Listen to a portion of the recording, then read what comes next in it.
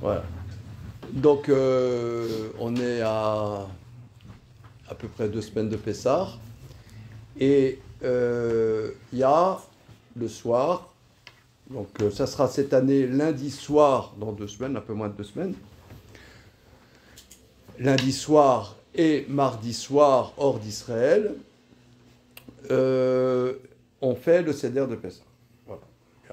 Alors, le Seder, il y a plusieurs mitzvot de la Torah, bien qu'on n'ait pas le temple de Jérusalem, mais il y a plusieurs mitzvot. Il y a une mitzvah positive de la Torah, de manger de la matzah. Deuxième mitzvah, de raconter la sortie d'Égypte. Raconter la sortie d'Égypte.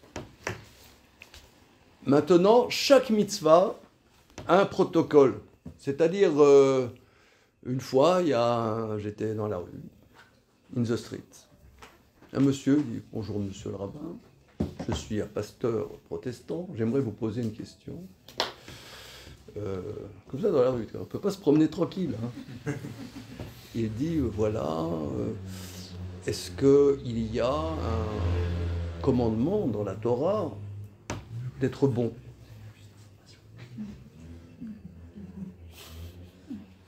Qu'est-ce que tu rigoles?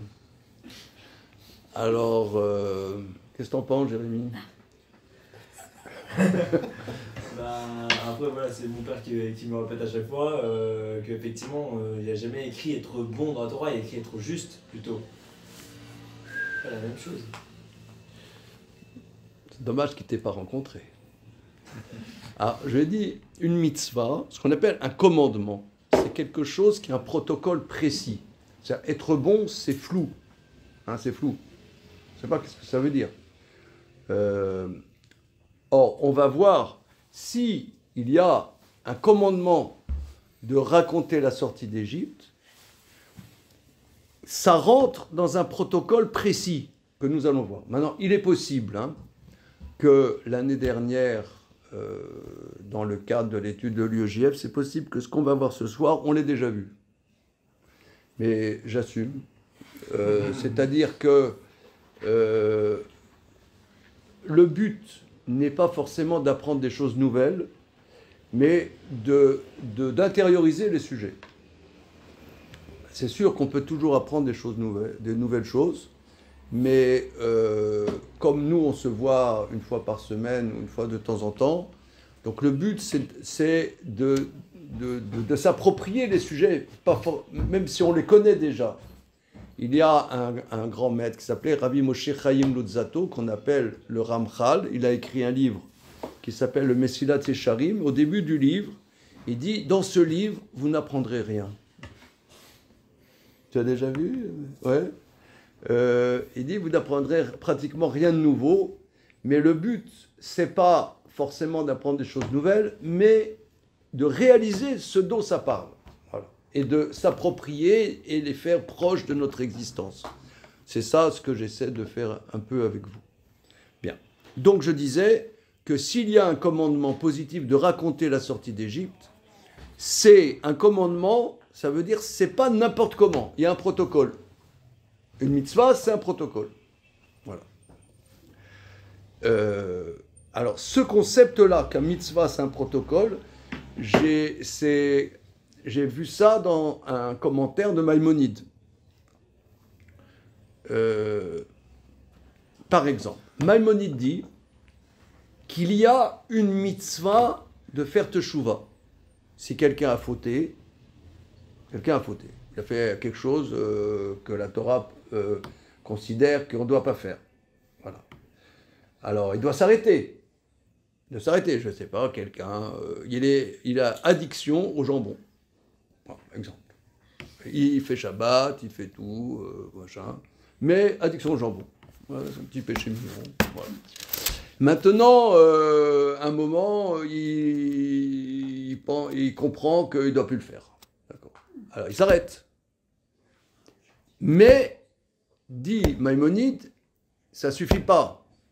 Il y a une mitzvah de faire teshuva. Ah, mais si j'arrête, j'ai fait teshuva. Si j'arrête, j'ai fait teshuva. Non, il y a mitzvah de faire teshuva. Comment se concrétise ce commandement de la Torah de faire teshuva. Alors Maïmonide explique qu'une fois que tu as arrêté, tu dois dire « j'ai fauté et je regrette d'avoir fauté et je ne fauterai plus ». C'est-à-dire il faut sortir ça de sa bouche. C'est ça la concrétisation de l'acte de teshuva, ça veut dire sortir de la bouche « j'ai arrêté de le faire, j'ai fauté, j'ai arrêté de le faire et je ne le ferai plus ». Voilà. C'est ce qu'on appelle, comment ça s'appelle en langage érudit? La confession.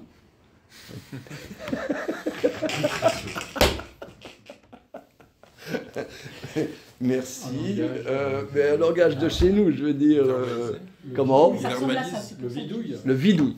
C'est le vidouille. Voilà, c'est ce qu'on appelle. Merci Martine. Ça ressemble un peu à ça. T'as plombé l'ambiance là. Alors maintenant, ok, donc ça c'est pour la tchouva. Maintenant, on va voir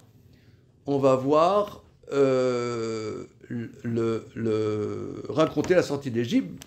Maïmonide, donc Maïmonide dans le Mishneh Torah, il rapporte les lois des 613 commandements de la Torah.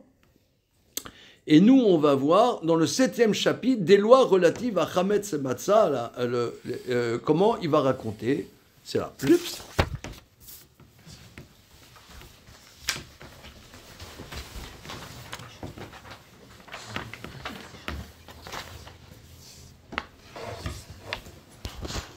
C'est bon? Alors, Perek Chevi, c'est le 7e chapitre relatif aux lois relatives à Pessah. Chametz ou Matzah. Hein? Voilà. Mitzvah tassé shel Torah. Les saper benissim beniflaot shenaasu lavotenu bemitzraim belail chamisha asar benissan shenema zachor et hayom hazeh asher yotzatem mimitzraim kemo shenema zachor et yom hashabbat. Alors je vais traduire. C'est un commandement positif de la Torah de raconter les miracles et les prodiges qui ont été faits à nos pères en Égypte. Donc, raconter ces miracles et ces prodiges, c'est le soir du 15 Nissan. Alors, entre parenthèses, avant de voir la source d'où est-ce qu'il l'apprend, il y a quelque chose de très très important dans notre tradition, c'est que à la sortie d'Égypte, il y a eu des miracles et des prodiges. Alors, la notion de miracle et prodige a été beaucoup, contestée par les philosophes anciens.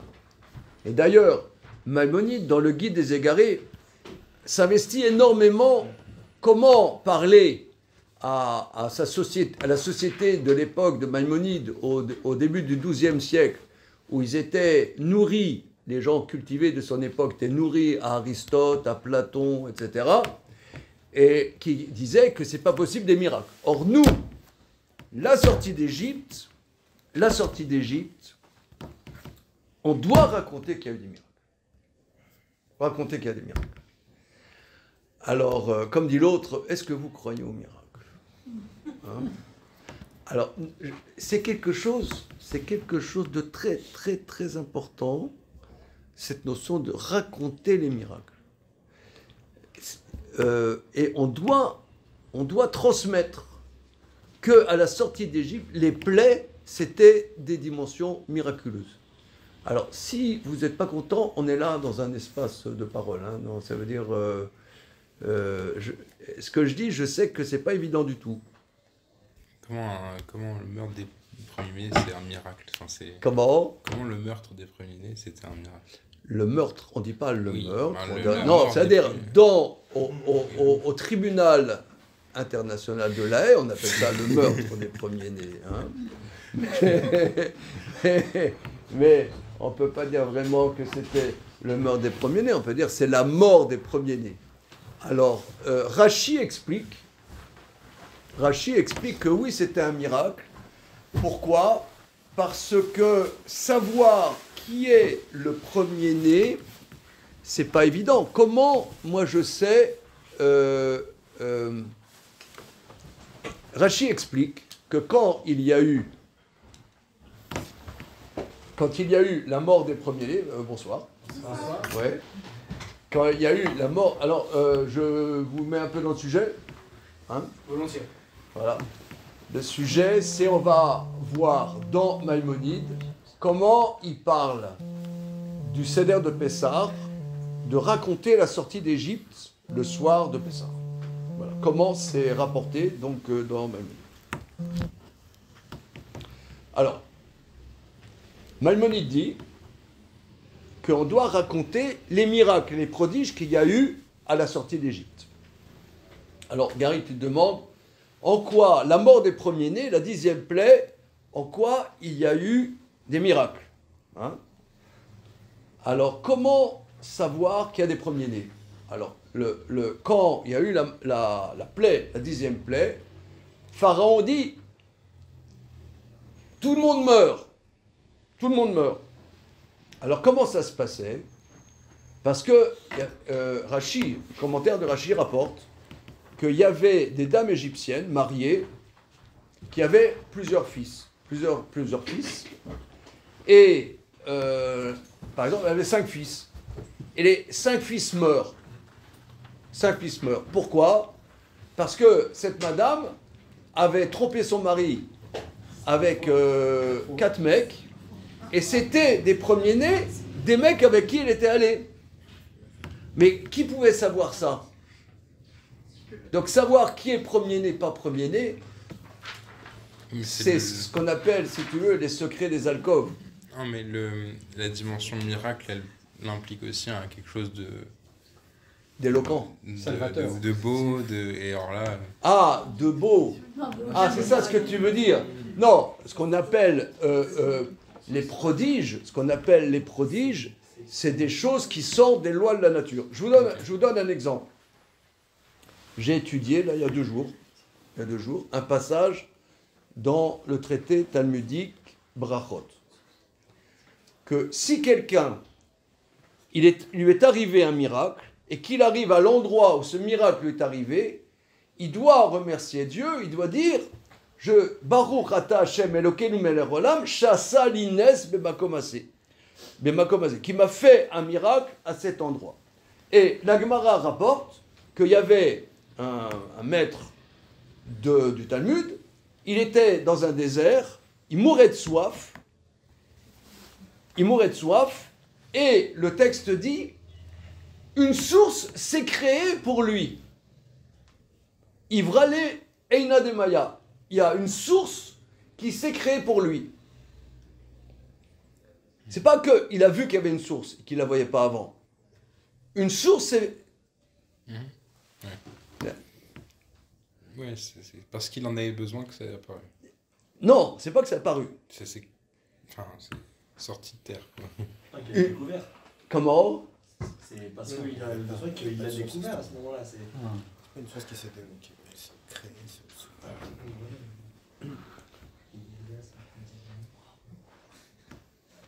Regardez, c'est un sujet très, très, très important. Très important. Est-ce que les miracles existent? Ça vous paraît un peu bizarre, hein? Est-ce que les miracles existent?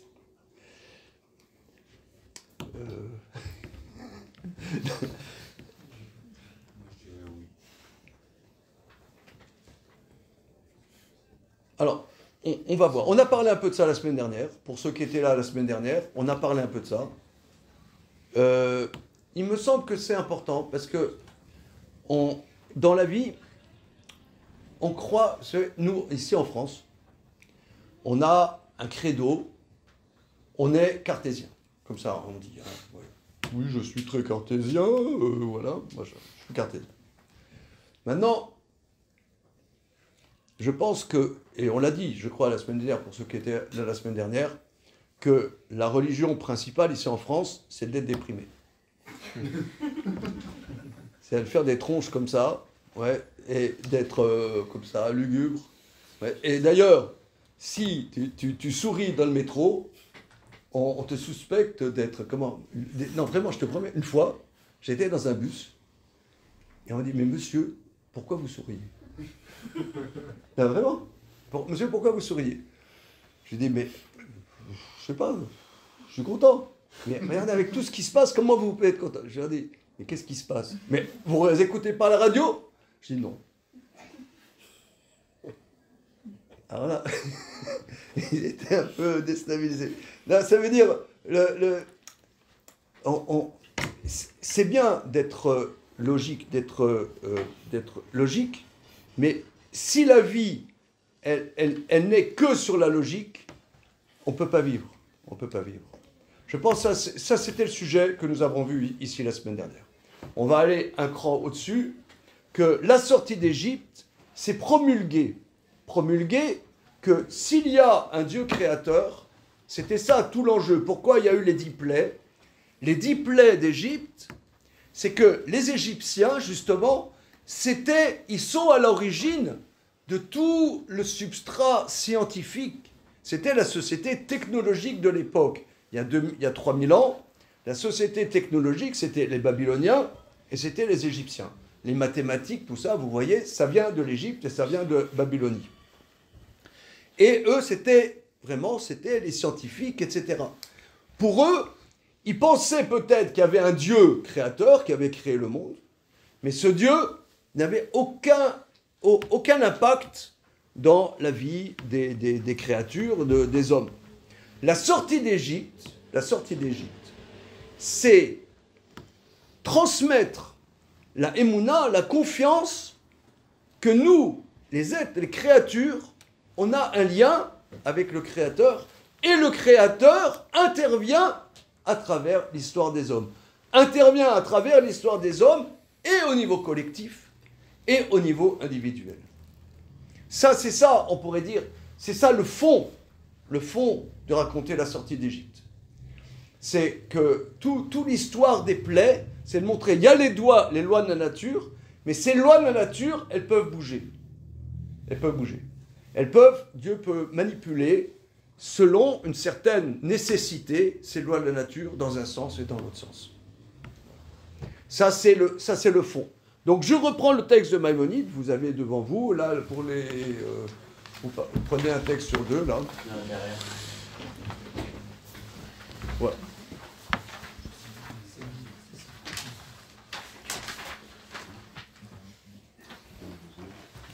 Mitzvot aseh shel Torah. À part ça, regardez, il me semble, et je pense qu'on l'a dit ici dans des séances à l'UEJF, que nous, si on est juif ce soir, vous voyez là, on est autour de cette table, vous voyez, nous, on étudie des textes de Maïmonide ce soir. Si on réfléchit un peu à notre histoire familiale, à chacun et chacune d'entre nous, comment c'est possible qu'après 3300 ans de la sortie d'Égypte, on soit encore des juifs conscients? C'est dingue. Avec tout ce qui s'est passé dans l'histoire de notre peuple, qu'on soit, pas seulement qu'on existe physiquement, mais que nos parents nous ont dit qu'on est juifs, et que on soit conscient de l'être, c'est un double miracle. C'est un miracle même physique. Je vous donne un exemple. Mon père,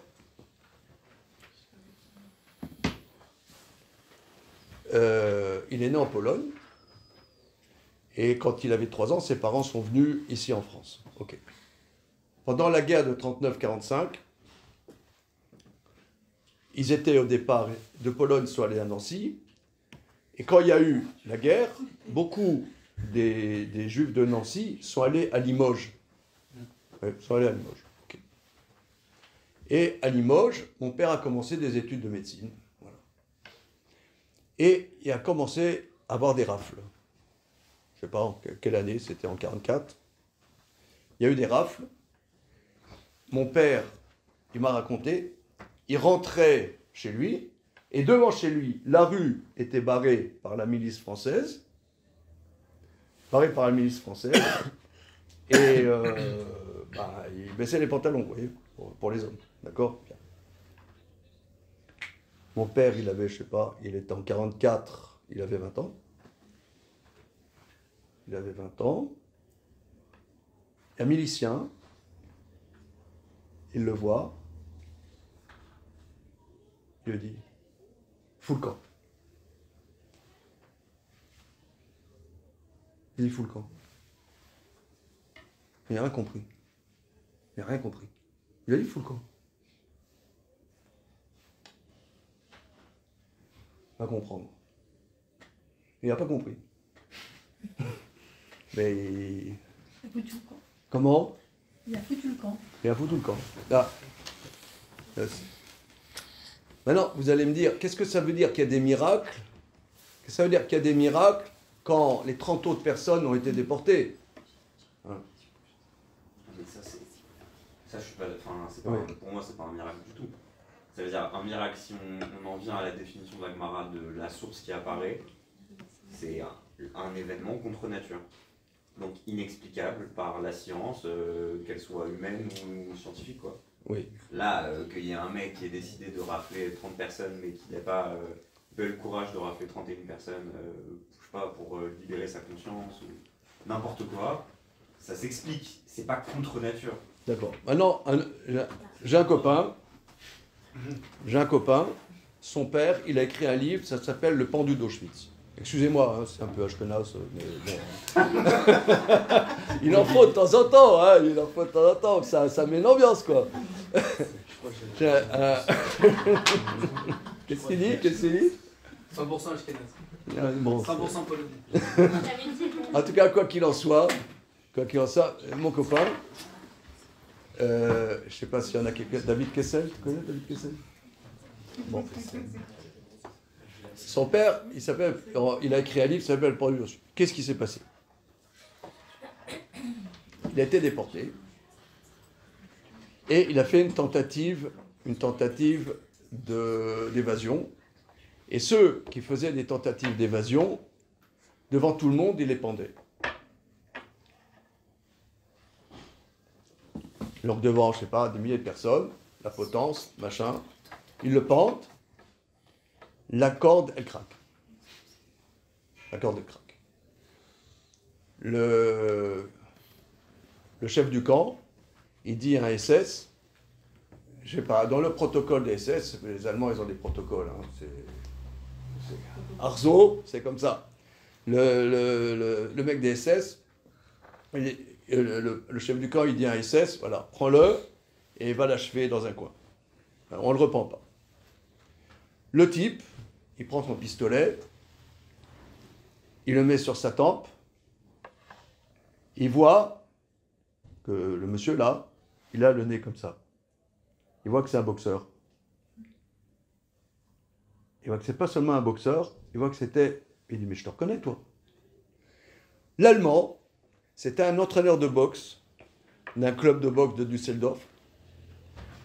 Et le père de mon copain, là, ça avait été un champion de France de boxe. Bien qu'il soit juif. Il était champion de boxe. Comment? Il y a deux malus. Juif et Ashkenaz, c'est champion de boxe.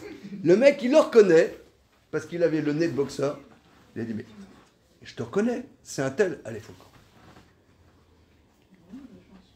Si tu me pousses, je te tire encore. Bon, alors ça veut dire que la vie, l'existence n'est pas limitée à ce qui est possible. Il y a d'autres choses que le possible. Ça, c'est quelque chose qui est très, très, très, très, très important dans notre existence. Et ça, c'est quelque chose qu'on doit transmettre. C'est quelque chose qu'on doit transmettre. Parce que nous, notre existence, elle n'est pas que du possible. On a parlé de ça la semaine dernière, je ne reprends pas. On reprend Maïmonide. C'est un commandement positif de raconter les miracles et les prodiges qui ont été faits à nos pères en Égypte la nuit du 15 Nissan, comme dit le verset « Souviens-toi de ce jour-ci où vous êtes sortis d'Égypte », comme dit le verset « Souviens-toi du jour du Shabbat ». Alors, tous les commentaires de Maïmonide disent que Maïmonide, ici, on ne comprend pas. Parce qu'il y a un verset beaucoup plus explicite qui dit qu'on doit raconter la sortie d'Égypte le soir du 15. Pourquoi Maïmonide rapporte-t-il il ce verset? Alors, on a fait des photocopies. Vous regardez à l'autre côté. On va regarder le verset auquel Maïmonide fait référence. Alors, c'est le chapitre 13 dans l'Exode. Pour ceux qui veulent, il y a la traduction en français. Chapitre 13. Alors aussi, ce paragraphe est le premier paragraphe qui se trouve dans les téphilines. Parce qu'on peut se poser la question, qu'est-ce qu'il y a dans les téphilines? Qu'est-ce qu'il y a? Il y a du shit, il y a du quoi? Qu'est-ce qu'il y a dans les téphilines? Il y a des diamants qui passent en contrebande. Qu'est-ce qu'il y a dans les téphilines? Il y a des blagues à Ashkenaz. Comment? Des blagues à Ashkenaz. Qu'est-ce qu'il y a? Qu'est-ce qu'il y a dans les téphilines? Benjamin, qu'est-ce qu'il y a dans les téphilines? C'est quoi le 4 parachutes? Celle-là, et après? Le schéma, non? Comment? Du schéma. Les deux premiers paragraphes du schéma, oui. Kadeshli, Non, ça c'est Kadeshi, c'est ce qu'on va voir. Et aussi Vaya Kiyoviacha. Voilà, c'est un paragraphe un peu après. Ok. Alors regardez. Donc ce passage, c'est le premier paragraphe qui se trouve dans les Téphilines. Vaïdaber Hashem el Moshe les morts. Dieu parla à Moshe en disant Kadeshli kol bechor, Peter kol rechem, bivne Israël, badam ou ba behema li ou. Sanctifie pour moi tout premier-né qui ouvre toute matrice dans les enfants d'Israël, dans l'homme et dans les animaux, à moi il m'appartient. Donc ça c'est les premiers-nés. Par exemple, un garçon premier-né qui naît d'une mère juive qui est Israël, qui n'est pas Lévi et qui n'est pas Cohen, alors il y a un commandement qui s'appelle Pidyon Aben. Un premier-né d'une vache, premier-né d'une brebis, etc. Il y a aussi une sainteté. Bon, voilà, c'est ce que le verset dit. Verset suivant. Vayomer Moshe el Ha'am. Moshe a dit au peuple. Donc là, c'est le jour de la sortie d'Égypte. Moshe dit au peuple. Vayomer Moshe el Ha'am. Zachor et hayom azeh asher yotzatem mimitzraim mibet avadim ki bechozek yad otsi Hashem etrem mizeh velo yachel chametz. Moshe dit au peuple, souviens-toi de ce jour-ci auquel vous sortez d'Égypte, de la maison d'esclavage, car avec une main forte, Dieu vous fait sortir d'ici, et on ne mangera pas de chametz. On ne mangera pas, c'est quoi le chametz? Le vin. Comment? Le vin. Le vin. Mais encore? C'est des champignons. Comment? C'est le fait que lorsque ça monte, il y a des champignons précis. Non, c'est la pâte levée. Hein? La pâte levée, le chametz, c'est la pâte levée. Qu'est-ce que ça a à voir? Qu'est-ce que ça a à voir, la sortie d'Égypte, avec le fait de ne pas manger du pain? Et qu'on doit manger de la matzah. Quel est le rapport entre l'un et l'autre? C'est le moment où on est parti et le pain n'avait... Enfin, c'est ce que me disent mes parents. Et c'est le pain n'a pas eu le temps de monter. D'accord. C'est pour symboliser la précipitation de l'exode. Enfin, de partir d'Égypte, de pouvoir... Comme ça, les Algériens peuvent dire on est parti de main devant, une main derrière. Les Algériens, les Juifs d'Algérie, ils disent on est parti de main devant, une main derrière. Et ils ont chanté j'ai quitté mon pays. Alors, une seconde. C'est juste, mais regarde le verset.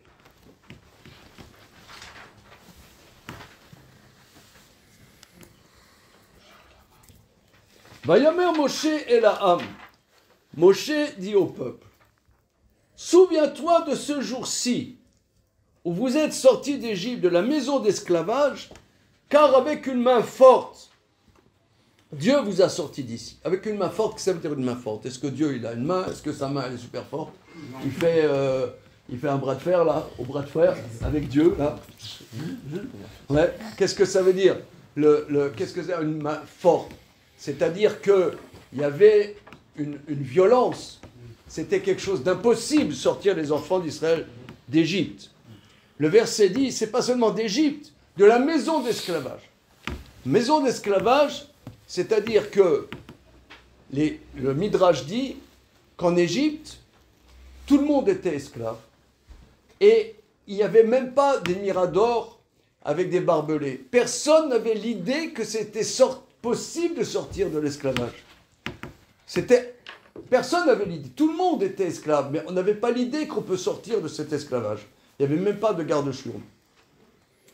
Donc ça veut dire que sortir d'Égypte, c'était impossible. Impossible de sortir d'Égypte.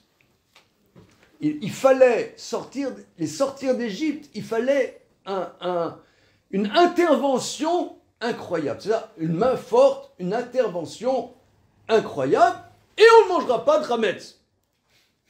On ne dit pas qu'il est sorti avec précipitation. Ce que tu dis, c'est juste, on le dit ailleurs.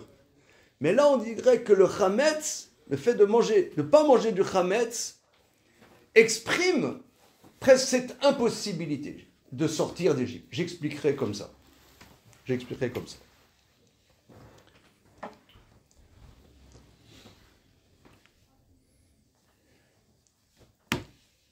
Le monde dans lequel on a l'impression que c'est un monde qui a toujours existé. Intuitivement, on n'a aucune expérience qu'il y a un créateur. D'ailleurs, les kabbalistes disent que le monde, en hébreu, comment on dit le mot monde en hébreu? Olam. Olam, ça veut dire disparaître. Le monde est la disparition du créateur. Quelque part, le fait qu'il y ait un monde nous fait percevoir le contraire qu'il y aurait un créateur. Et d'ailleurs, les Égyptiens, comme on l'a dit tout à l'heure, c'était les technologues de l'époque, les scientifiques. Pour eux, il n'y a pas eu de création. Le monde, c'était des amibes, des protozoaires, et ça donnait nous. Ouais. On passe le protozoaire, l'amibe et nous. Voilà, salut.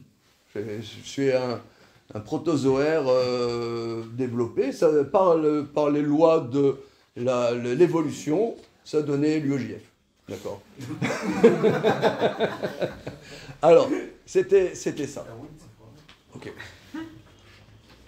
C'est-à-dire, c'est ce que les penseurs premiers, les penseurs de l'Antiquité, disaient qu'il y a un monde qui a toujours existé. Olam Kadmon, le monde a toujours existé. Aristote disait ça. Comment? Aristote disait ça. Et aujourd'hui, tu dis à un Français, là, rue des Martyrs, dans les bistrots, dis-moi, là, toi qui prends ta bière avec ton pote, ou je ne sais pas si c'est un homme ou une femme, excusez-moi, hein, je ne veux pas vous mettre mal à l'aise. Hein. Je ne veux pas vous mettre mal à l'aise, mais bon, il ou elle, hein, bon. Est-ce que, d'après toi, le monde a toujours existé ou il a été créé? Il a toujours existé. Voilà.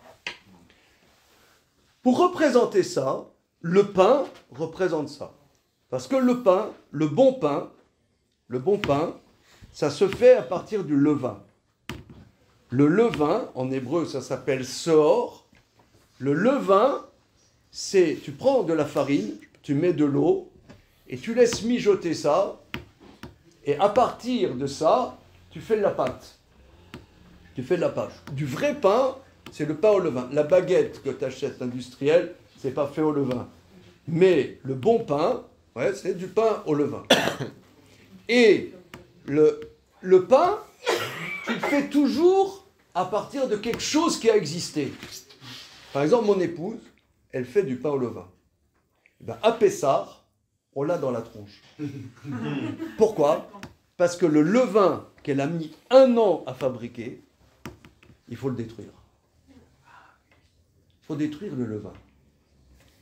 Et quelqu'un qui est vraiment spécialiste du pain, le levain, il a plusieurs années.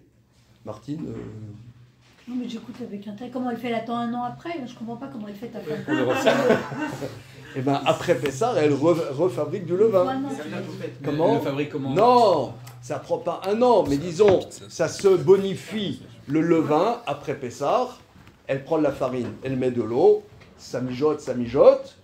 Au bout de 2 semaines, elle peut faire déjà du pain avec. Mais le levain est frais, si tu veux, c'est comme le pinard, c'est comme le fromage. Il faut que ça bonifie. Un vrai levain d'un vrai boulanger, il n'a pas 1 an, il a 2 ans, il a 3 ans, tu vois.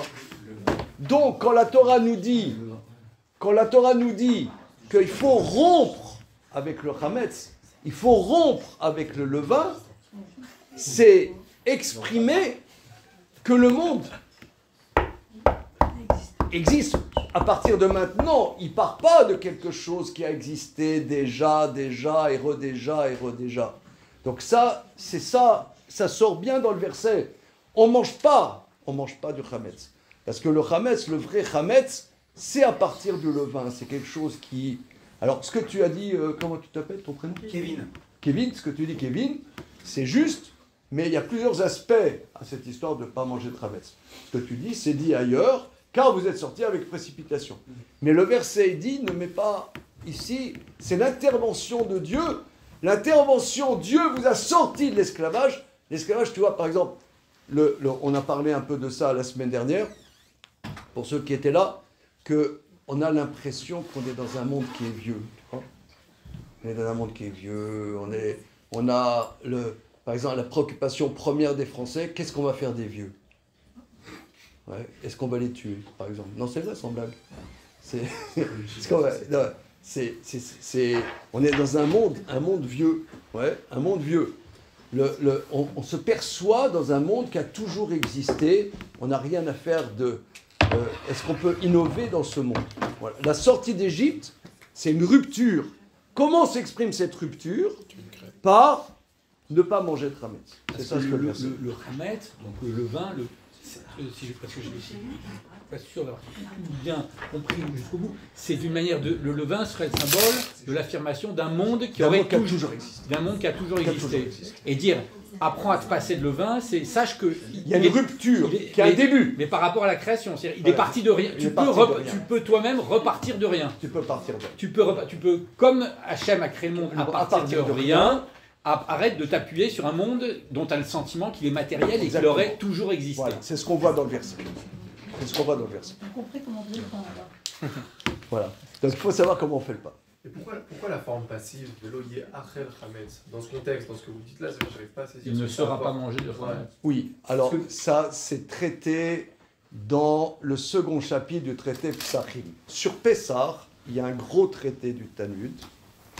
Et ta remarque, Nathan, et c'est le début du second chapitre du traité Psachim. Pourquoi c'est écrit « ne mange pas », mais « lo yeachel », on apprend de là que le chametz, on n'a pas seulement l'interdit de manger à Pessah, mais on n'a pas le droit de profiter du chametz à Pessah. C'est-à-dire, prenons un exemple, on est à Pessah, on ne mange pas de pain. Mais tu passes devant une boulangerie, la boulangerie Christian Dupont, ouais, et ça sent super bon. C'est des parfums artificiels. Comment ? Ça sent super bon. Alors, on n'a pas le droit de manger du chametz, on n'a pas le droit non plus de profiter du chametz. Un profit du chametz est aussi interdit. Voilà. Ça a des incidences multiples et diverses. Continuons les versets si vous le voulez bien.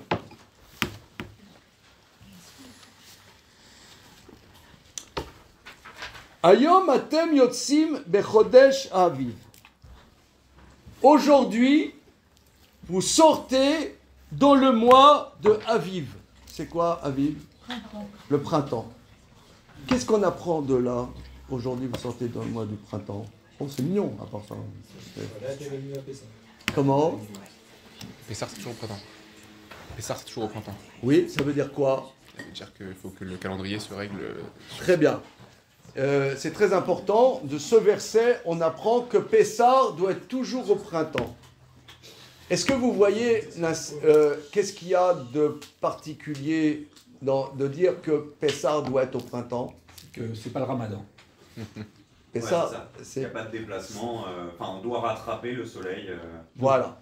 C'est-à-dire qu'on apprend d'ici que l'année juive est fixée sur des mois lunaires. Les mois lunaires. Par exemple, aujourd'hui, bon maintenant c'est la nuit, mais là, aujourd'hui, c'était Rosh Chodesh. C'est le premier jour du mois. premier jour du mois, c'est-à-dire c'est le renouveau de la lune.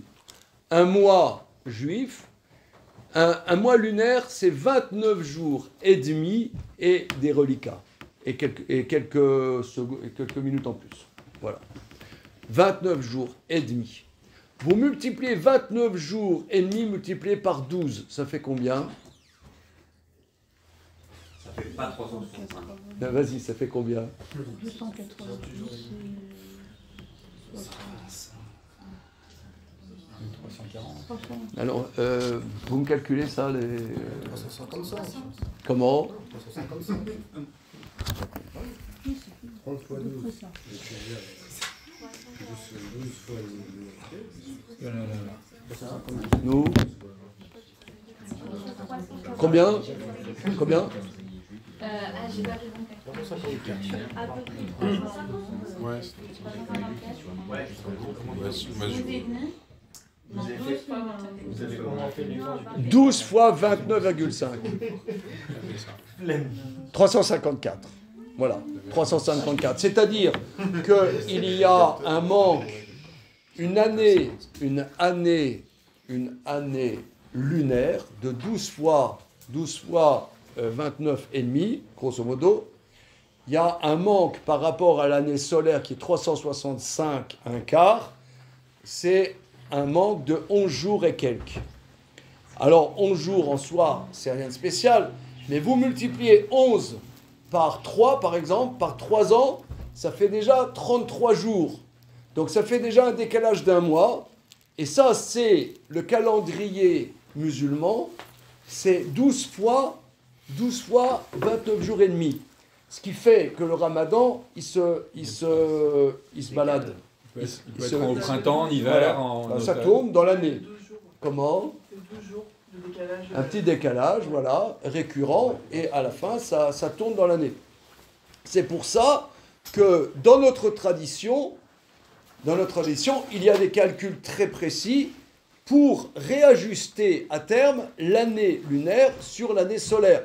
Et cette obligation, on le voit de ce verset, ainsi que d'autres versets, que vous sortez le mois du printemps. Continuons. Ve'aya ki oviacha Hashem el eretz haknani v'achiti va'emori v'achivi va'yevusi asher nishba lavotecha latet lecha eretz zavat chalav udvash ve'avata et avoda azot b'chodesh hazeh. Ça sera quand l'Éternel t'amènera dans la terre du Cananéen, du Ritéen, les Moréens, etc., que Dieu a promis à tes pères de leur donner une terre qui ruisselle de lait et de miel. Tu feras ce service-là. C'est quoi ce service? Ce service du sacrifice de Pessah, ce mois-là. Shivat yamim tochal matzot, ubayom hashvi chag l'Hashem. 7 jours, vous mangerez des matzot, du pain azim, le 7e jour, une fête pour Dieu. Matzot yachel et shivat yamim, velo yirae lecha chametz, velo yirae lecha seor, bechol gevulecha. Des matzot seront mangés pendant 7 jours. On ne verra pas chez toi ni de pâte levée, ni de levain dans tout ton territoire. Bechol gevulecha, c'est-à-dire qu'on ne doit pas avoir de chametz dans son territoire. Ça veut dire, prenons un exemple, disons que j'habite Paris et que j'ai un penthouse à Miami. D'accord. Et là-bas, j'ai un paquet de biscuits. La Torah nous dit, je ne dois pas avoir de pâte levée, de biscuits, de chametz, pas seulement chez moi à Paris, mais même dans des maisons que je posséderai à droite et à gauche. Même si on les a quittés 30 jours avant Pessah, il n'y a pas des... Oui. Je ne dois pas avoir dans ma possession, Bechol Gevulecha, dans toute ta possession, même si j'ai une possession en Australie, à Miami, à Los Angeles, à West Hollywood, j'ai machin, et bien je dois faire en sorte qu'à Pessah, même si je ne suis pas sur place, j'envoie un émissaire enlever le chametz qui est dans ce territoire. Voilà. Ok, continuons. Alors vous voyez ici, c'est très important. Tu vas rentrer un moment, tu vas rentrer dans la terre de Canaan, tu vas t'installer, tu feras le Korban Pessah. Eh bien, il faudra, le verset ensuite dit, regardez, très important, Vigata le bincha bayom mort, tu raconteras à ton fils ce jour-là en disant, Bavourze, c'est pour cela, pour que je fasse le Korban Pessah, Asa Hashem li betsetim et Mitzraïm, que Dieu m'a fait ce qu'il m'a fait à la sortie d'Égypte. Alors, la question est, ici c'est écrit, quand les siècles passeront, tu feras ton service du Pessah, tu mangeras la matzah, et il faudra que tu expliques pourquoi je mange de la matzah, pourquoi je fais le Korban Pessah, parce que Hachem m'a sorti d'Égypte. C'est écrit, tu raconteras. La question, pourquoi Maïmonide ne rapporte pas ce verset? C'est écrit explicite. Do you understand? C'est écrit explicite. Tu raconteras ce soir-là la sortie d'Égypte. Et là, Maïmonide, c'est pas ce qu'il rapporte. Il rapporte, souviens-toi de ce jour où tu es sorti d'Égypte. Il reprend le verset qui était plus haut. Au-dessus. Why? Et en plus, après, il dit, les Zachor et Yom HaShabbat, c'est... Alors, regardez, on va continuer cette question. C'est une question que je me suis posée longtemps. On va voir, et je pense que la suite va nous expliquer. Regardez.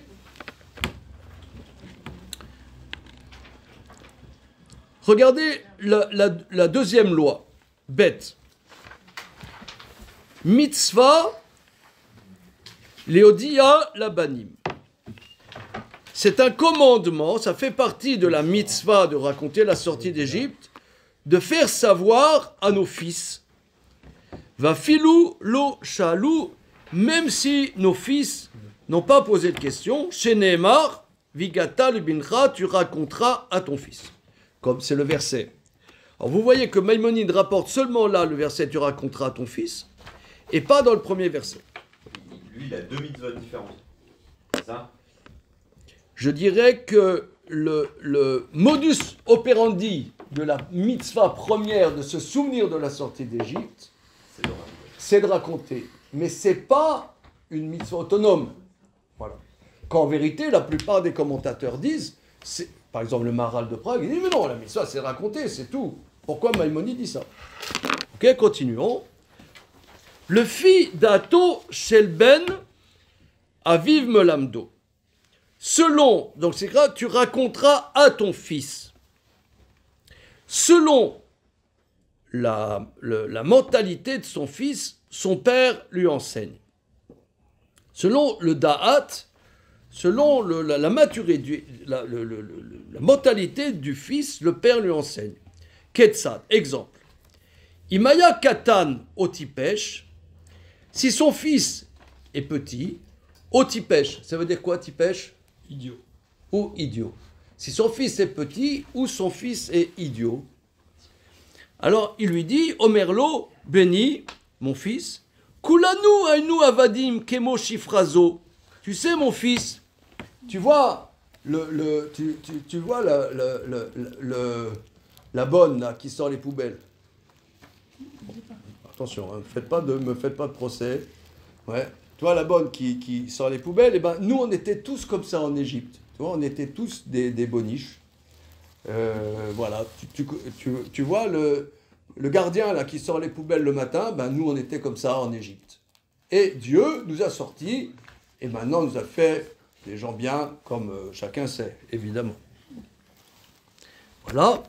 Oh, comme cet esclave en Égypte. Ubalayla azé pada otanu akadosh baruch hu v'yotzianu. Et cette nuit-là, Dieu nous a rachetés, il nous a sortis à la liberté. Pourquoi? Parce qu'il faut dire aussi qu'à l'époque de Maïmonide, il y avait des esclaves. Donc il dit, tu vois les esclaves qui sont des esclaves, ben, tu vois l'esclave là qui sort les poubelles, qui récure les toilettes, et ben nous on était comme ça en Égypte. On était esclaves, comme l'esclave que tu connais. Tu vois, la Fatma là voilà, et ben on était tous comme ça en Égypte, et Dieu nous a sortis et fait que maintenant on est libre.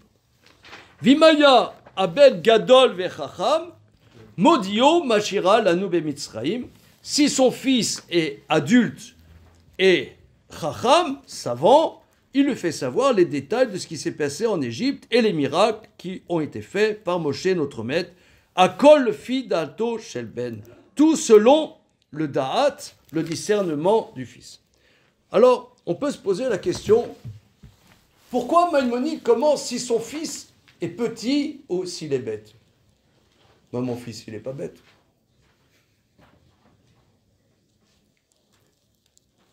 Pourquoi il dit si son fils est petit ou s'il est bête? Mon fils, il n'est pas bête. Si, on pourrait dire le contraire. Si son fils, il est adulte, il est chacham, alors il raconte tout. Alors, si d'aventure, il est idiot, alors tu dis, voilà, tu vois, la bonne, on était tous des boniches là-bas en Égypte. Pourquoi il dit, si son fils, il est bête, alors tu dois... Pourquoi il serait bête, mon fils? Il n'est pas bête. Pour raisonner a fortiori. Comment? Pour raisonner a fortiori. C'est-à-dire, si déjà il est bête, on doit lui raconter, encore plus s'il est intelligent. Mais pourquoi il dit d'abord, il commence par s'il est bête? Je sais pas. Je sais pas si quand vous aurez des enfants, j'espère qu'ils seront pas bêtes, vos fils.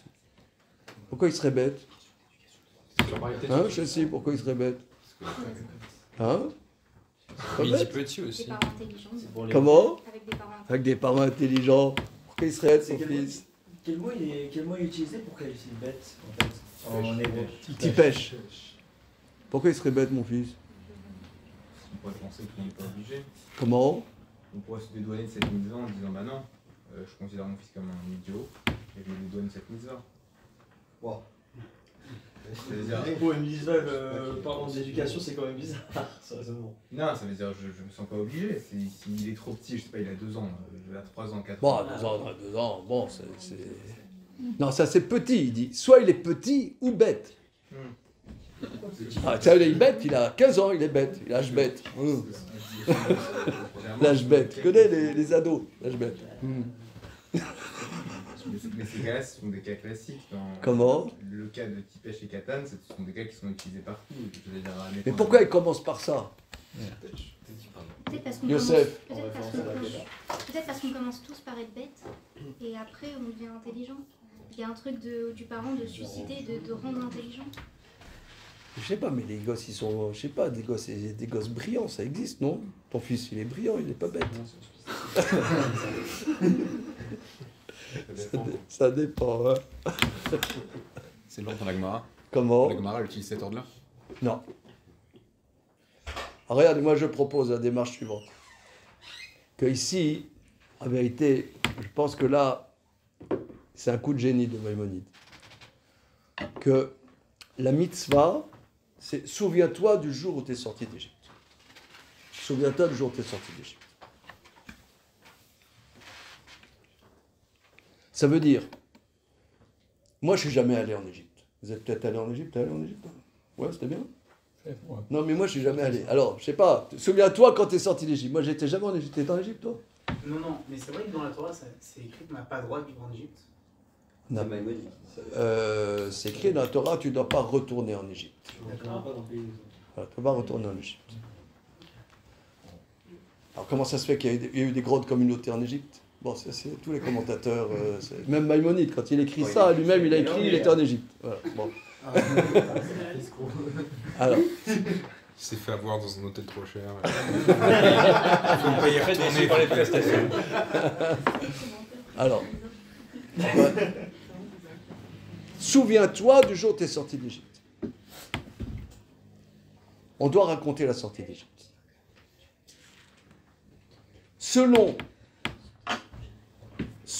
la mentalité du fils, c'est écrit, tu raconteras à ton fils. Qu'est-ce que ça veut dire, tu raconteras à ton fils? C'est-à-dire, tu dois t'adapter à l'enfant qui est en face de toi. Moi, je dis, mes fils, ils sont brillants. Mais en vérité, quand ils sont en face de toi, c'est des connards. Non, ça veut dire... Ça veut dire ça veut dire quand je suis en face de sa réalité, je dois m'adresser à lui. mais c'est pas évident de m'adresser à cette personne. Surtout, la relation entre un père et un fils.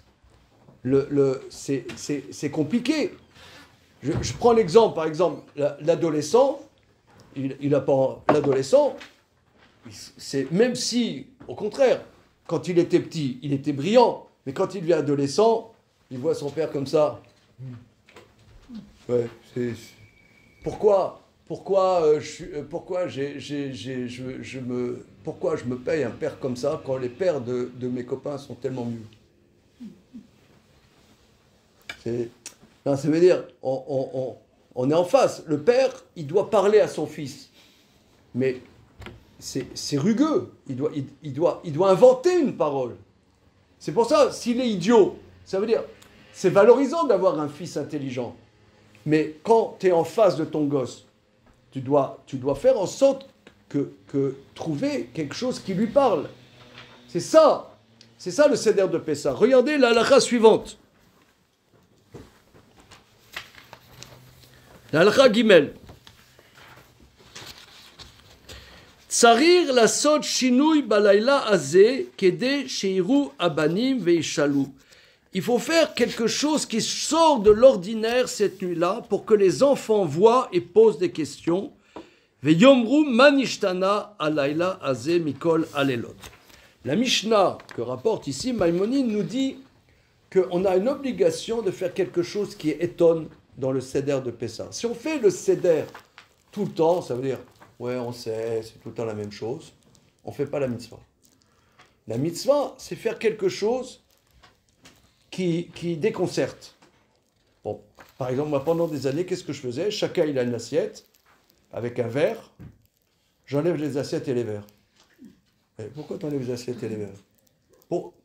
Pourquoi? Que tu dois faire quelque chose qui interpelle.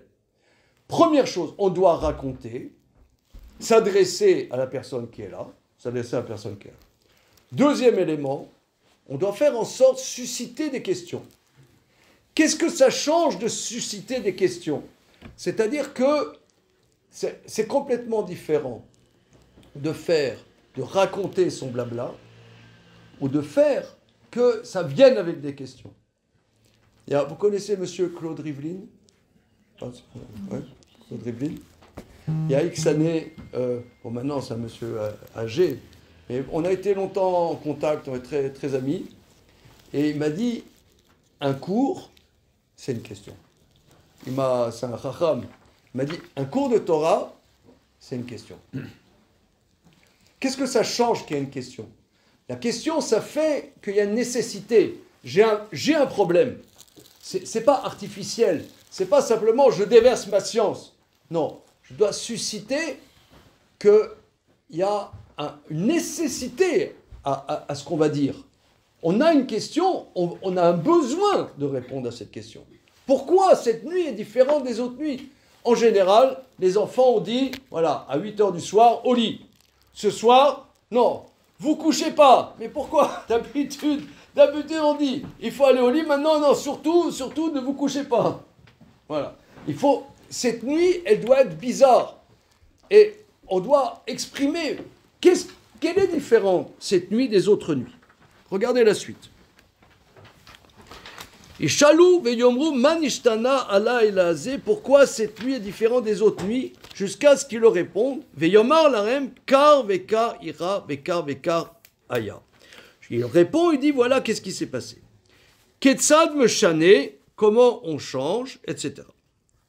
Il dit voilà mechalek kelayod vegozim, il donne des friandises, on enlève la table devant les gens, etc. Eloben ishto shoelato. Il n'a pas de fils. Sa femme pose la question. Donc ici, Maïmonide nous explique qu'en vérité, quand c'est écrit dans la Torah, tu raconteras à ton fils, c'est pas strictement ton fils. C'est pas strictement ton fils. C'est pour ça que lui il dit que la mitzvah fondamentalement, c'est souviens-toi de ce jour où tu es sorti d'Égypte. C'est pas strictement le fils. La preuve, si tu n'as pas de fils, c'est sa femme pose la question. Elo Isha, il n'a pas de femme. Shoalim Zedze Ma Nishtana Alayla Aze. Mais s'il n'a pas de femme, alors entre copains, il se pose la question pourquoi cette nuit est différente des autres nuits. Alors il me semble expliquer comme ça que pourquoi Maïmonide, la question de départ était pourquoi Maïmonide dit que la mitzvah c'est souviens-toi de la sortie d'Égypte et pas tu raconteras à ton fils. Parce que les Chachamim disent qu'en Égypte, il n'y avait pas de parole. On dit la parole était en exil. Il n'y avait pas de parole. Il n'y avait pas de parole. La sortie d'Égypte, c'est s'adresser à quelqu'un. Je m'adresse à la personne qui est là. C'est sûr que moi, qui suis le père, j'ai déjà préparé le Seder de Pessah, j'ai déjà préparé qu'est-ce que c'est la sortie d'Égypte, c'est quoi les miracles, etc. Mais je ne dois pas déverser ce que je sais. Je dois m'adapter à la personne qui est là. Elle est là, cette personne, je dois inventer une parole. Je dois inventer une parole. Et comment on invente une parole? Je m'adresse à la personne qui est là. Si cette personne, elle est dure de la comprenote, eh bien c'est pas grave. Tout ce que j'avais à dire, je dois le mettre à la poubelle pour essayer de m'adresser à cette personne. Ça, c'est son fils est idiot. Son fils est idiot. Donc ici, on pourrait dire, c'est ça ce que Maïmonide dit, que la sortie d'Égypte, ici, souviens-toi de la sortie d'Égypte, ça s'exprime que le soir du Seder, quelque part, on doit préparer le Seder, on doit apprendre des choses sur la sortie d'Égypte, etc., pour savoir quoi dire. Mais on doit s'adresser aux personnes qui sont là. On doit faire qu'une parole libre puisse sortir. Puisse sortir une parole libre. Je pense que ça, c'est d'une actualité énorme. Aujourd'hui, sur Internet, on a tout. Par exemple, moi, vous pouvez trouver des centaines de cours à WAM. Franchement, comment? Mais des centaines. Mais est-ce que étudier, par exemple, de la Torah sur Internet, sur des cours sur Internet, c'est étudier la Torah? Ça dépend quelle posture on adopte. Comment? Ça dépend quelle attitude on a quand on le fait. C'est quoi? Tu peux développer? Est-ce qu'on est passif, on reçoit quelque chose et on a validé qu'il y a 1h30 qui est passée, ou alors est-ce que quoi?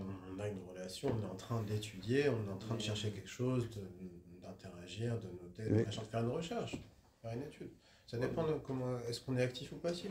Ouais, mais il manque un truc, il manque l'interactivité. Voilà. Le principe, je trouve, le grand principe qu'il y a dans notre religion par rapport aux autres, c'est le principe de Marc Pocket. Alors très bien, quand on est à Pessah tout seul, on se pose la question à soi-même. Bon, d'accord, ça c'est un cas limite. Oui, c'est-à-dire que d'accord, d'accord, ça c'est un cas limite, mais ce que tu dis, Jérémie, c'est la sortie d'Égypte, c'est ça. La sortie d'Égypte, c'est que, vous voyez par exemple, là, cette étude, moi je la fais presque tous les ans. Mais on a abordé, là, pendant cette heure-là, des aspects que j'ai jamais abordés. Et même des choses sur le verset que j'avais même pas remarqué. Ça veut dire que là, on crée quelque chose, on crée une parole, il y a un échange. Ça, c'est ça la sortie d'Égypte. J'ai vu un commentaire qui dit, vous voyez, dans la Torah, on dit, 7 jours vous mangez du matzot, et le 7e jour, c'est une fête pour Dieu. Pourquoi le 7e jour est mis en relief? Regardez le verset. Le verset 6. Shivat yamim tochal matzot, ubayom hashvi chag lashem. 7 jours, vous mangerez des matzot, et le 7e jour, c'est une fête pour Dieu. Pourquoi c'est mis en relief le 7e jour plus que le premier jour, en vérité? Pour beaucoup de juifs. On pourrait dire le jour le plus important de Pessah, c'est le premier jour. Ouais. Pourquoi ici, dans la Torah, dans ce passage, c'est mis en relief le 7e jour? Le 7e jour, ça correspond à quoi? La Shira, l'ouverture de la mer Rouge. Voilà. Je dis Shira parce que c'est avec 2 syllabes. Ok. C'est la traversée de la mer. La traversée de la mer Rouge. Qu'est-ce qu'il y a d'incroyable à traverser la mer Rouge? Comme si ici, en vérité, les commentateurs expliquent qu'on sort d'Égypte, là, c'est le premier jour. Mais quand véritablement on est sorti d'Égypte, c'est le cantique de la mer Rouge, la traversée de la mer Rouge. J'ai vu un commentaire, un maître qui était un élève du Maral de Prague, qui s'appelle Rav Ephraim Lunchitz, qui a écrit un livre qui s'appelle Ololot Ephraim. Il explique qu'est-ce qu'il y a incroyable à la traversée de la mer Rouge. Il dit, traverser la mer Rouge, ils ont traversé à pied sec la mer. Ok. Bon, on a parlé des miracles tout à l'heure. Qu'est-ce qu'il y a d'incroyable? Il donne une explication. Que l'Égypte, c'était l'océan de la connaissance. On était noyé dans la connaissance. Le miracle, c'est qu'à la sortie d'Égypte, on n'est pas noyé, on peut marcher à pied sec dans la connaissance. On a une démarche dans la connaissance. On existe dans la connaissance. On existe dans la connaissance. Et je pense que ça, c'est d'une actualité. Vous voyez ici qu'en étudiant ligne par ligne Maïmonide, en vérité, il nous actualise la problématique de la sortie d'Égypte et du Seder de Pessah dans quelque chose que nous vivons, nous, aujourd'hui, avec cet océan. On est noyé dans les connaissances, on est noyé dans l'intelligence artificielle, de plus en plus une technologie encore incroyable, extraordinaire. On peut savoir tout sur tout, mais tout sur tout, mais il n'y a pas de dialogue. Il n'y a pas de dialogue. Et s'il n'y a pas de dialogue, c'est-à-dire qu'on n'existe pas. On n'existe pas. On emmagasine, on emmagasine, on emmagasine, on emmagasine, on emmagasine. Et même, ce qui va être extraordinaire, on va nous greffer des clés USB. On va nous greffer même Wikipédia, là. Ouais. Ça va être extraordinaire. On saura tout. Mais savoir tout, en réalité, c'est être esclave. On n'existe pas. L'esclave, il n'existe pas. Il n'a pas une place dans cette connaissance. La place dans la connaissance, ici, il ressort de ce que nous étudions ensemble, eh bien, c'est une parole qui est en train de se créer. Ça veut dire, moi, je connaissais des choses. Ok, c'est bien. Mais maintenant, ce que tu connais, mets-le de côté et essaie de t'adresser aux personnes qui sont là. Essaie de trouver un exemple qui puisse parler, actualiser ce qui se passe. Nous sommes maintenant en train de vivre la sortie d'Égypte. Ça, c'est ce que dit Maïmonide. On réactualise le jour de la sortie d'Égypte. Comment? Par une parole qui va s'inventer. Une parole, un dialogue. Voilà. Première chose, tu t'adresses à la personne qui est là, en trouvant des exemples qui ont un écho sur la personne avec qui tu t'adresses. Et deuxièmement, plus important encore, suscite la question. Suscite la question pour que ce que tu vas dire, eh bien, ça soit nécessaire. Lorsqu'il y a une question, ça arrive avec un désir d'une réponse. J'attends une réponse. J'existe par le fait que j'ai un désir de cette connaissance. Maintenant, la question, Maïmonide dit, si tu n'as pas de fils, ta femme pose la question. Bon. Si tu n'es pas marié, alors entre copains, pose la question. Pourquoi Maïmonide ne parle pas de la fille? J'ai une idée sexiste. Comment? Elle pose tout le temps des questions. Encore une fois.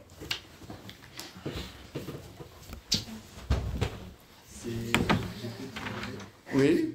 Je crois me souvenir que les filles n'ont pas de mitzvah lié au temps. Et vu que il y a cet impératif de vouloir poser des questions pendant la soirée, pendant le Seder de Pessah, donc pendant le soir où comment dire,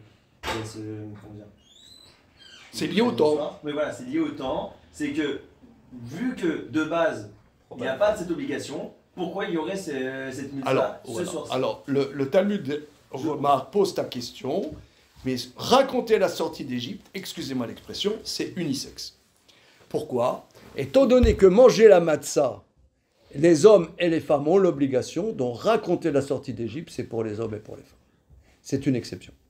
En général, tu as raison, les mitzvot positives, par exemple, aller dans la soukha, écouter le chauffard, prendre le loulav, les femmes n'ont pas l'obligation. Mais raconter la sortie d'Égypte, c'est pour les hommes et pour les femmes. La preuve, s'il n'a pas de garçon, sa femme pose la question. Donc tu vois, Voilà. Pourquoi pas la fille? Et pourquoi la fille, elle est zappée? Tintin, suspense. Suspense. Comment? Enfin, je connais une de tes réponses. Non, on avait déjà vu ça. Hein, on a déjà vu ça. Quel que soit l'âge de la fille. Comment?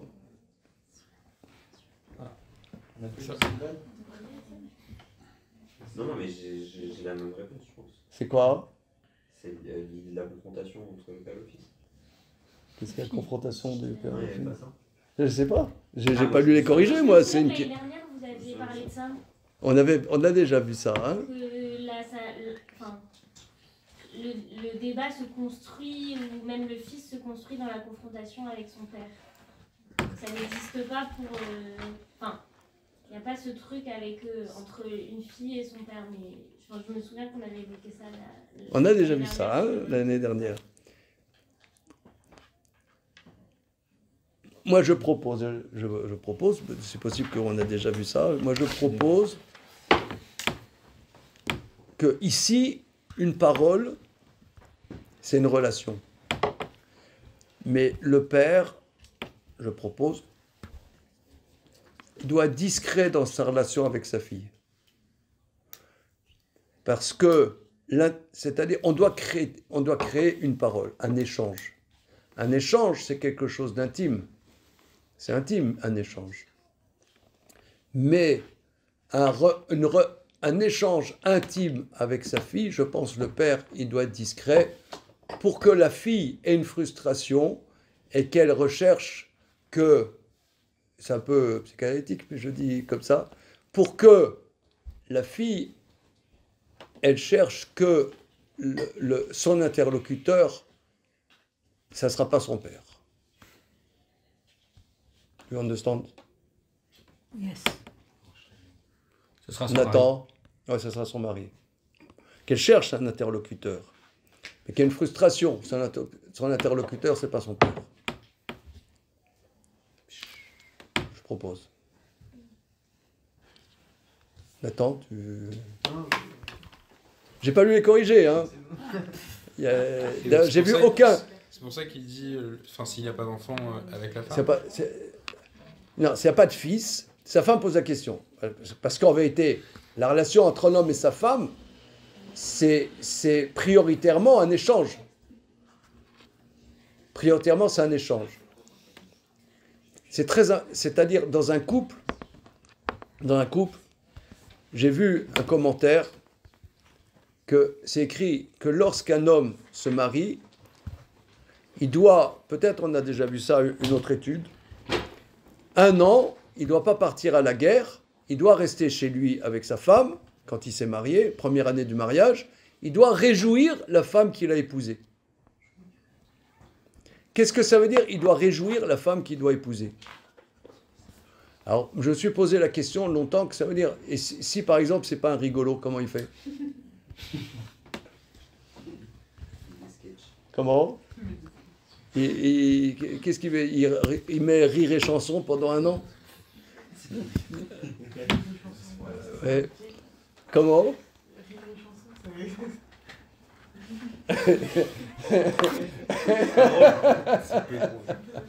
C'est moyennement drôle. Alors qu'est-ce qu'il fait? Alors, il y a un commentaire, il explique. C'est quoi réjouir sa femme? C'est bavarder avec sa femme. C'est-à-dire que ce commentaire, le Chazonish, il dit qu'un des plaisirs dans un couple, c'est la capacité de bavarder.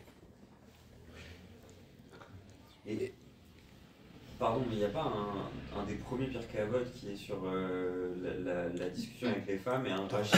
Les femmes, pas avec... Non, il y a un Rashi. Même avec sa femme. Même avec sa femme. Alors, je vais te dire, Yosef, c'est bien, tu es érudit, c'est bien. C'est bien. J'ai posé la question à mon maître, Aveliaou Abitbol, comment il explique cette Mishnah. Je reprends la question de Yosef. Parce qu'il y a une Mishnah dans Pirkei Avot qui dit Al tarbe sicha misha. Ne multiplie pas trop la discussion avec une femme. Avec sa femme, on parle, raison de plus avec la femme d'un autre. Donc même avec sa femme. Alors j'ai posé la question à mon maître Abelio Abitbol, j'ai demandé comment il comprend ça, il dit je sais pas.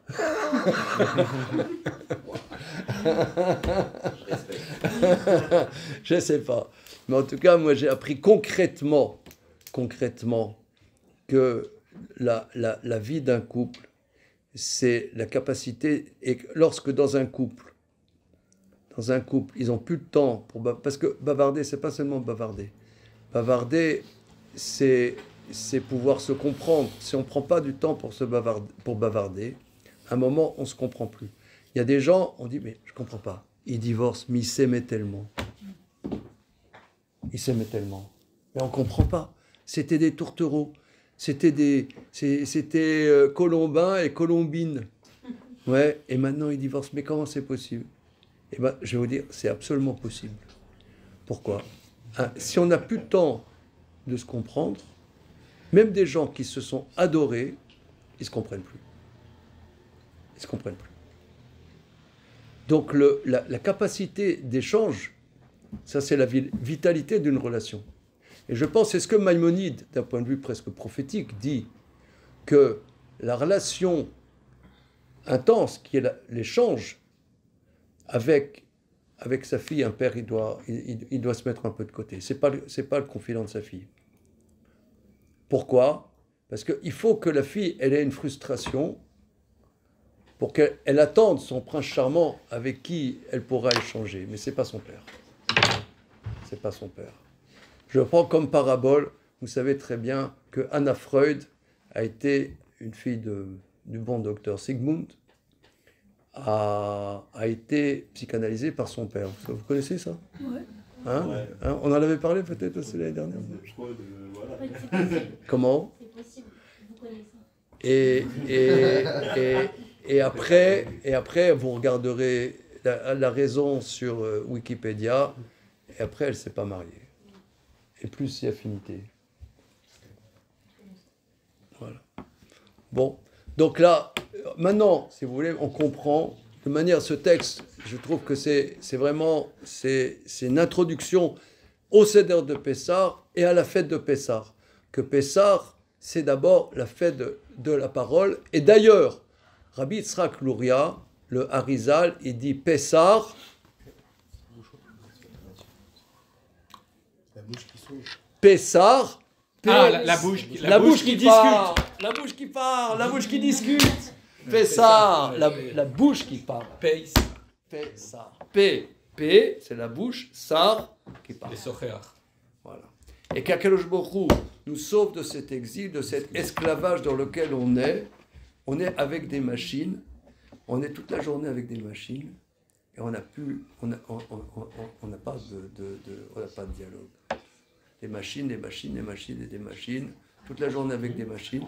Des machines les plus extraordinaires, des machines les plus interactives, des machines qui nous comprennent, des machines à qui on peut se confier. Et après, il paraît... vous savez... J'ai entendu, ouais. C'est la question, c'est le désir. L'année dernière, notre centre, la Yeshiva des étudiants, avait organisé un colloque sur le père avec un psychanalyste italien qui s'appelle Luigi Zoja. Et il a écrit un livre, un nouveau livre en italien, mais il n'est encore pas traduit, mais il m'en a parlé. C'est la perte de désir aujourd'hui. Aujourd'hui, il n'y a plus de désir. Il n'y a plus de désir. On est avec des machines, il n'y a plus de désir.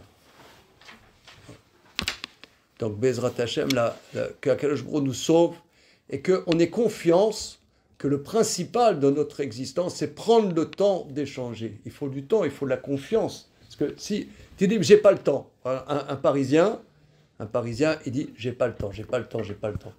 C'est ça l'esclavage.